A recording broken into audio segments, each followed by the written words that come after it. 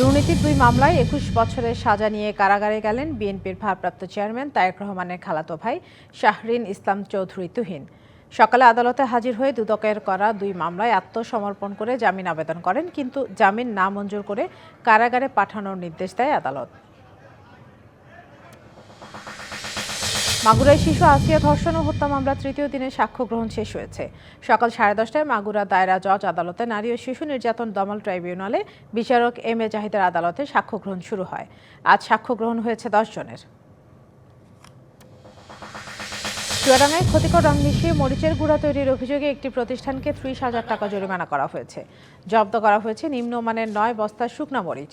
সকালে পৌর এলাকায় রজব মশলা মিলে অভিযান চালায় ভ্রাম্যমাণ আদালত। এ সময় মেলে ক্ষতিকর রং মিশিয়ে মশলা তৈরির প্রমাণ।